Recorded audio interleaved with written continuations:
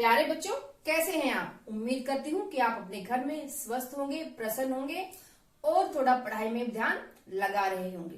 तो चलिए शुरू करते हैं हमारे आज का पाठ। प्यारे बच्चों, हम अपनी हिंदी भाषा के बारे में ज्ञान प्राप्त कर रहे हैं।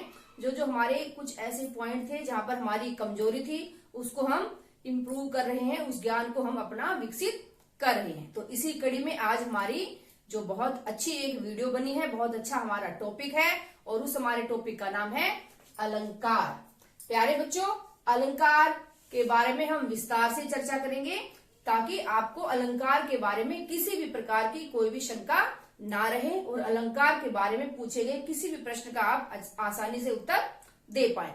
प्यारे बच्चों, अलंकार शब्द का अर्थ है आभूषण या गहना। ठीक है, आभूषण या गहना। और अलंकार शब्द की परिभाषा क्या है, इस पर ध्यान दे लेते हैं।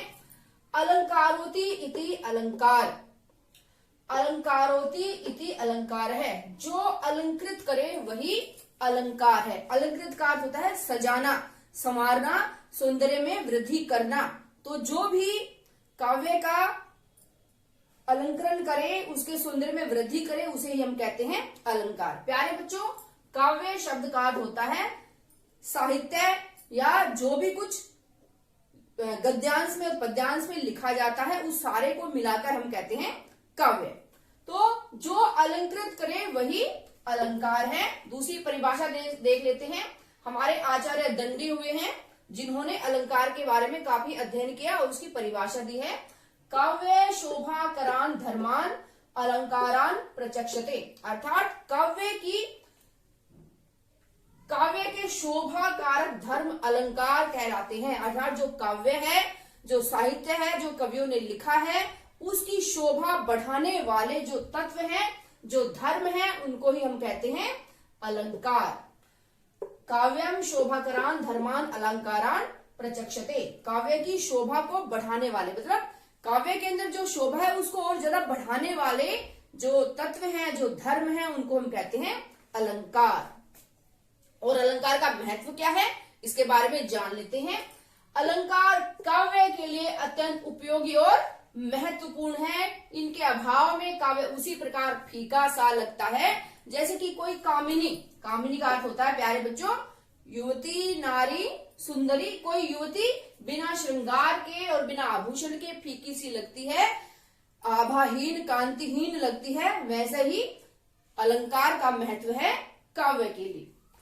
जब कोई कवि सामान्य भाषा में अपने भाव व्यक्त नहीं कर पाता है, तब वह अलंकारों की सहायता लेता है। जब सामान्य भाषा में, सामान्य शब्दों में उसके मन का भाव उभर कर नहीं आता है, तब वह अलंकार के माध्यम से अपनी बात को स्पष्ट तरीके से कह पाता है।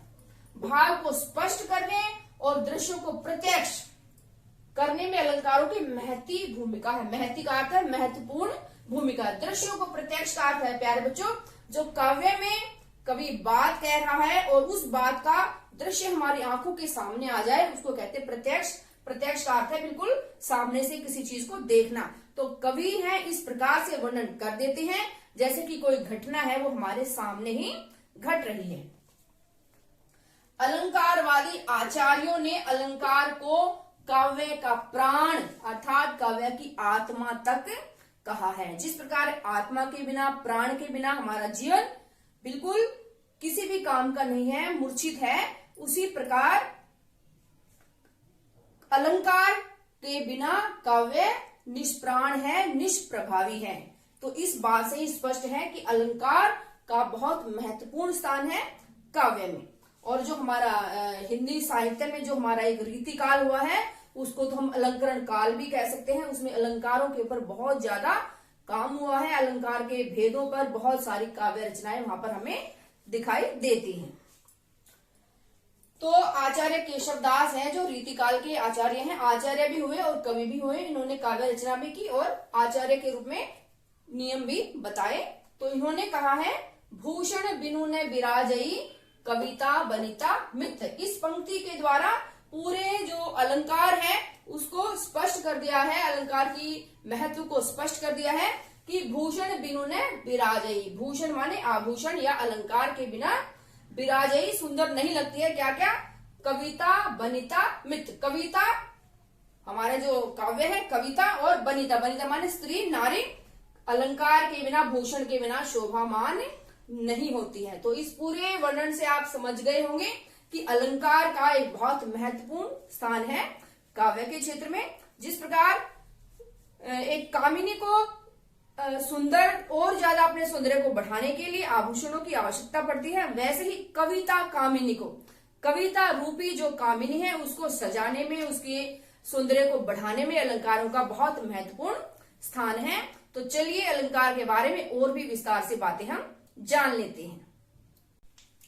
तो चलिए बात करते हैं अलंकार के भेद के बारे में। भेद का अर्थ है प्यारे बच्चों प्रकार। तो हमारे साहित्य में, हिंदी साहित्य में अलंकार 3 प्रकार से हमारे सामने आते हैं।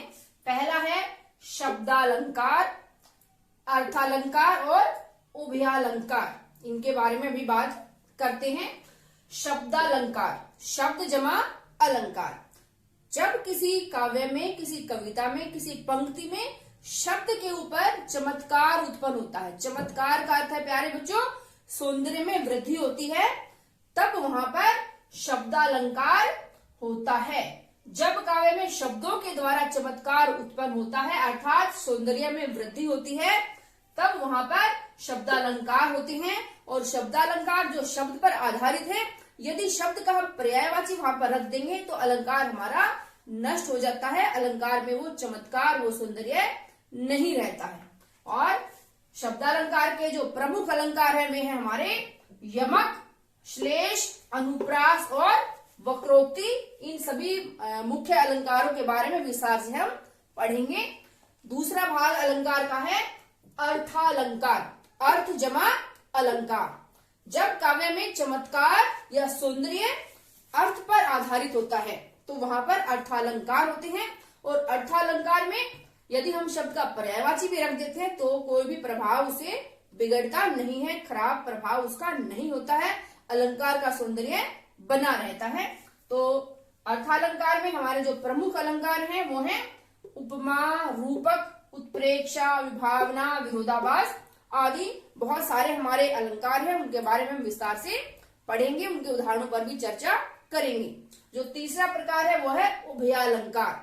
उभय का अर्थ होता है जिसमें दोनों ही प्रकार पाए जाते हैं। जब किसी काव्य में दोनों ही बातों पर चमत्कार उत्पन्न होता है अर्थात शब्द भी और अर्थ भी दोनों पर ही चमत्कार उत्पन्न होता है, सौंदर्य में वृद्धि होती है, एकदम से कविता का प्रभाव बढ़ जाता है, तो वहां पर होता है हमारा उभयालंकार। तो उभयालंकार जो है इसके बहुत सारे उदाहरण हमारे साहित्य में, हमारे पुस्तकों में नहीं पाए जाते हैं और इतना ज्यादा महत्वपूर्ण ये नहीं है। कोई काव्य पंक्ति ऐसी होती है जिसमें दोनों पर ही चमत्कार होता है तो वहां पर हम उसको उभयालंकार कह देते हैं। उभयालंकार के रूप में कोई अलग से कोई अलंकार के भेद नहीं है, जैसे हमारे ये भेद हैं, ये भेद हैं, ऐसे उभयालंकार में कोई विशेष कोई भेद नहीं है। तो चलिए हम ये जो हमारे शब्दालंकार हैं और जो अर्थालंकार है इनके बारे में एक एक करके बिल्कुल विस्तार से हम अध्ययन करते हैं। तो चलिए हम पहले बात करते हैं हमारा जो सबसे पहला शब्दालंकार है अनुप्रास। प्यारे बच्चों जितने भी हमारे अलंकार हैं उन अलंकारों में सबसे आसान, सबसे सरल, सबसे सहज अलंकार है हमारा अनुप्रास अलंकार। तो देख लेते हैं इसका नियम क्या है।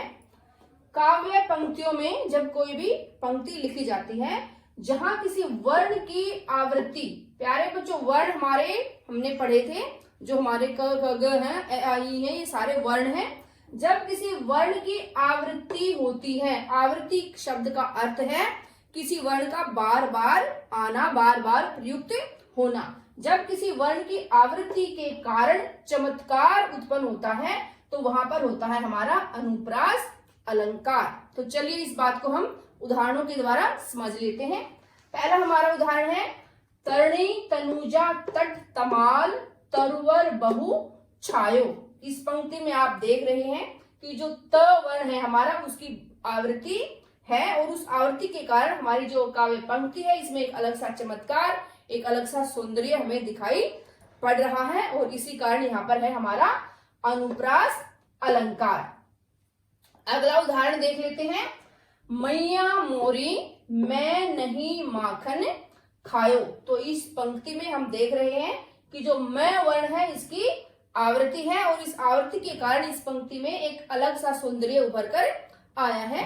अगला उदाहरण है मधुर मधुर मुस्कान मनोहर मनुज वेश का उजियाला। यहाँ पर हम देख रहे हैं कि जो म वर्ण है उसकी आवृत्ति के कारण एक अलग सा सौंदर्य उभर कर आया है, चमत्कार उत्पन्न हुआ है, इसीलिए यह पंक्ति हमारी अनुप्रास अलंकार का एक उदाहरण है। अगला है सुरभित सुंदर सुखद सुमन तुझ पर खिलते हैं। फूलों के बारे में कहा गया है। सुरभित, सुरभित का अर्थ होता है सुरभि, महक, सुगंधित, सुंदर, देखने में जो मनभावक लगते हैं, मनमोहक लगते हैं, सुखद, जिनको फूलों को देखकर सुख की अनुभूति होती है, सुख हमें प्राप्त होता है, सुमन, पुष्प, फूल, तुझ पर खिलते हैं। किसी फूलों के बारे में बेल को कहा गया है कि सुरभित सुंदर सुखद सुमन तुझ पर खिलते हैं। अगला उदाहरण है मुदित महीपति मंदिर आए सेवक सचिव सुमंत बुलाए। तो यहाँ पर हम देख रहे हैं इस काव्य पंक्ति में म वर्ण की आवृत्ति है और यहाँ पर स वर्ण की आवृत्ति है। इस आवृत्ति के कारण ही यहाँ पर चमत्कार उत्पन्न हुआ है, सौंदर्य उत्पन्न हुआ है। तो प्यारे बच्चों, ये हमारे 5 उदाहरण हैं अनुप्रास अलंकार के। इसके अलावा भी और बहुत सारे उदाहरण हो सकते हैं। किसी भी परीक्षा में यदि कोई आता है, ऐसी काव्य पंक्ति आती है जिसमें किसी वर्ण की आवृत्ति है, तो उस आवृत्ति से ही आपको तुरंत समझ जाना है कि यह जो है अनुप्रास अलंकार का उदाहरण है। तो मैं समझती हूँ कि अनुप्रास अलंकार आपको अच्छे से समझ में आ गया है। तो चलिए दूसरे अलंकारों के बारे में भी हम बात कर लेते हैं। तो प्यारे बच्चों, हमारा अगला अलंकार है यमक अलंकार। ये एक बहुत महत्वपूर्ण अलंकार है। हर प्रतियोगी परीक्षा में इसमें से प्रश्न अवश्य ही आता है, इसलिए मेरा अपनी तरफ से पूरा प्रयास रहेगा कि मैं इस अलंकार के सारे नियम आपको समझा दूं और अधिक से अधिक उदाहरणों पर हम चर्चा करेंगे, जिससे आपको इस अलंकार को समझने में कोई परेशानी ना हो। तो हमारा अलंकार है यमक अलंकार।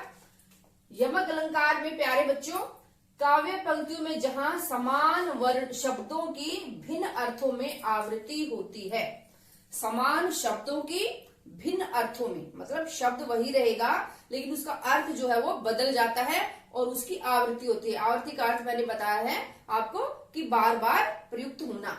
तो वहां पर यमक अलंकार होता है। बिल्कुल एक छोटा सा नियम है, समान शब्दों की आवृत्ति होती है लेकिन भिन्न अर्थों में आवृत्ति होती है। उदाहरण देख लेते हैं, उदाहरणों से हमें ये बात अच्छे से समझ में आ जाएगी। पहला उदाहरण है हमारा काली घटा का घमंड घटा। अब यहाँ पर आप देख रहे हैं घटा शब्द 2 बार लिखा है लेकिन दोनों बार ही उसका अर्थ अलग अलग है। पहला है काली घटा। घटा माने होता है प्यारे बच्चों, जब काले काले बादल छा जाते हैं तो उनको घटा कहते हैं कि काली घटाएं छा गई हैं। तो काली घटा का घमंड घटा। घटा यहाँ पर इस घटा का अर्थ है कम होना, उसमें कमी होना, कि काली घटा का घमंड भी जो है वो कम हो गया है। दूसरा उदाहरण है हमारा कहे कवि बेनी बेनी ब्याल की चुराई लीने। अब इसमें आप देख रहे हैं बेनी शब्द 2 बार आया है लेकिन दोनों बार ही इसका अर्थ बिल्कुल अलग अलग है।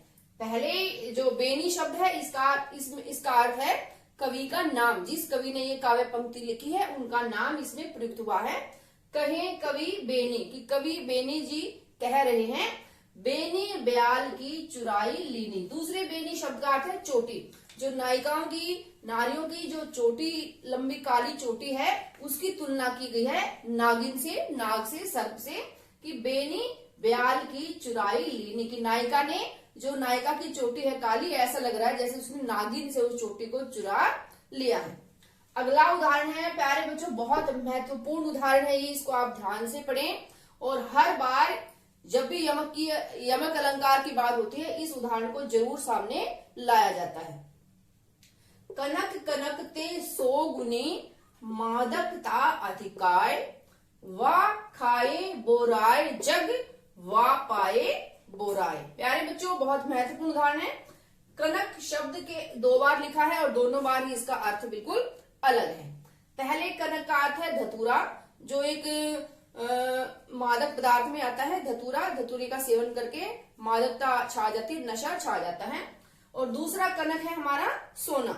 तो कनक कनक ते 100 गुने, यहाँ पर बताया कि धतूरे से भी 100 गुनी मादकता, 100 गुना नशा किसमें है? सोने में। ठीक है, जो स्वर्ण है उसमें धतूरे से भी 100 गुना ज्यादा मादकता है, ज्यादा नशा है, उसमें मादकता अधिक है। क्यों अधिक है?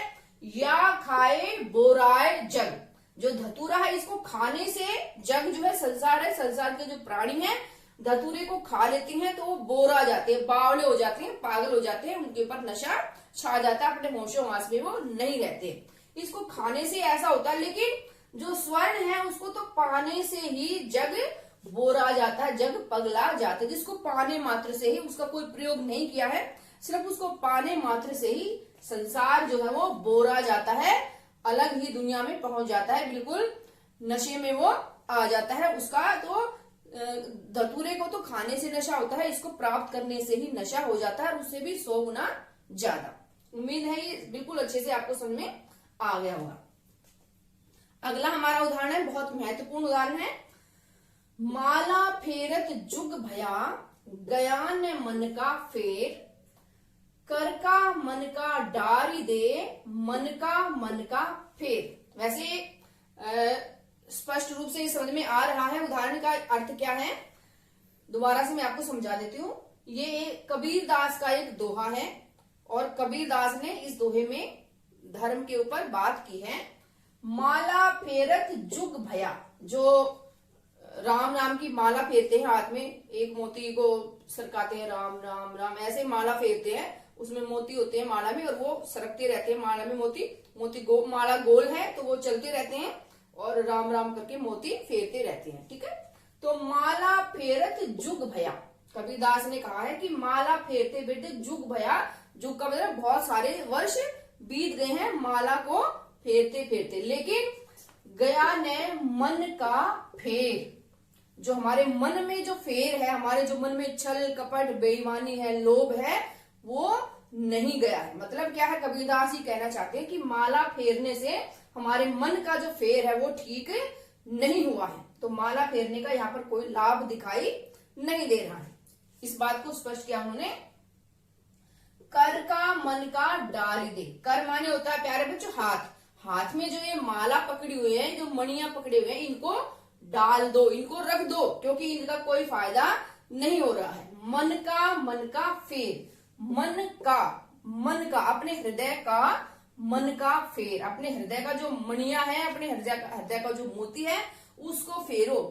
मतलब क्या है कि जो बाहरी जो वस्तु है, माला फेरने से, मुंह से राम नाम रटने से आपका हृदय परिवर्तन नहीं होगा, बल्कि वो होगा अपने मन को संतुष्ट रखने से, अपने मन को समझाने से, अच्छी बातें सुनने से, अच्छे विचार ग्रहण करने से और उनको अपने जीवन में लागू करने से ही हमारे मन का फेर मिटेगा। तो यहाँ पर जो मन का शब्द है, इसका कई बार प्रयोग हुआ है, तो इनका हर बार अलग अर्थ है। यहाँ पर मन का अर्थ है मणियां या माला के मोती, और यहाँ पर मन का है अपने मन का, अपने हृदय का जो मणियां है, हृदय का मोती है, उसके संदर्भ में यहाँ पर मन का शब्द का प्रयोग किया गया है।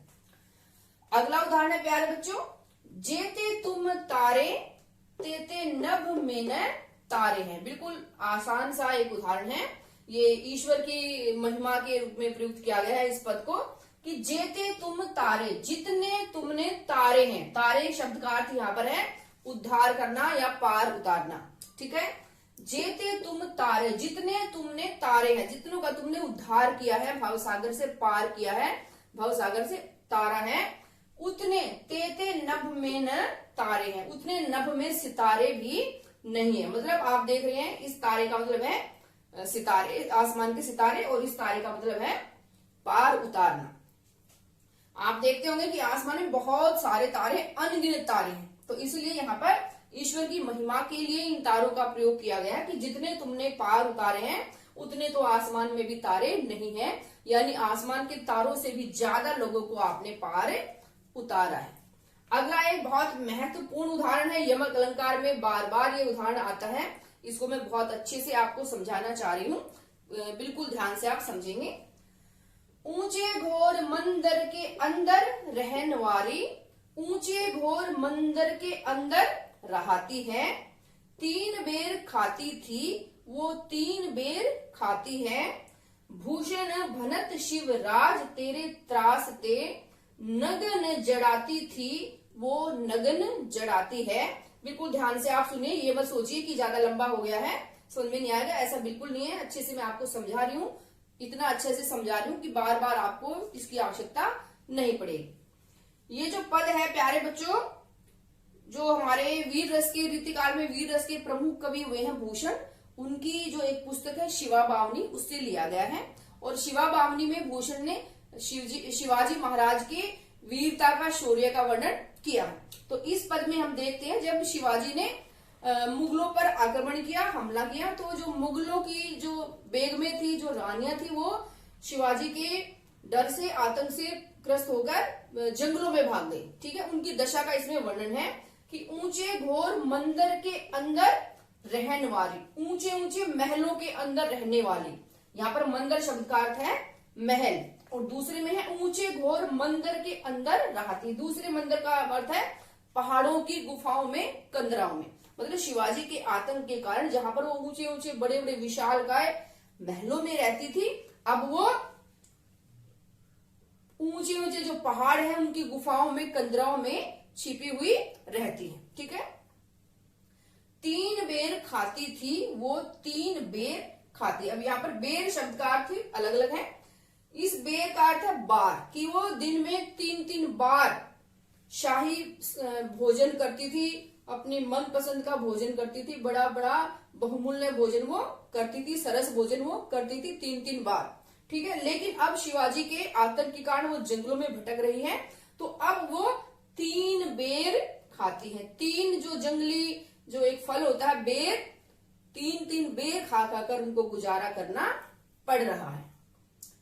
भूषण भनत शिवराज तेरे त्रास ते, नगन जड़ाती थी वो नगन जड़ाते। भूषण भनत, भनत माने कहते हैं, कवि भूषण कहते हैं कि हे शिवराज, हे शिवाजी, तुम्हारे त्रास से, तुम्हारे आतंक के कारण नगन जड़ाती थी। नग्न जड़ाती का मतलब है नगीने जड़े हुए आभूषण वो पहनती थी, नगीने जड़े वस्त्र वो पहनती थी। लेकिन आजकल उनकी दशा क्या हो गई है कि वो नगन जड़ाती हैं। वस्त्रों के अभाव में जड़ाई वो जंगलों में मर रही है, वस्त्रों की कमी का वो सामना जंगलों में कर रही है। तो ये एक बहुत महत्वपूर्ण उदाहरण था, ये बिल्कुल मैंने अच्छे से आपको समझा दिया है। इसके अलावा भी यमक अलंकार के बहुत सारे हमारे सामने उदाहरण आते हैं, जैसे कि सजना है मुझे सजना के लिए, इसमें भी दोनों बार सजना शब्द का अर्थ अलग अलग अर्थ में आया है। तो इसी यमक अलंकार का मैंने आपको बता दिया। अब चाहे आपके सामने कैसा भी उदाहरण आए, आप उसको अच्छे से समझ के कर सकते हैं। यमक अलंकार में आपको कोई परेशानी नहीं होगी।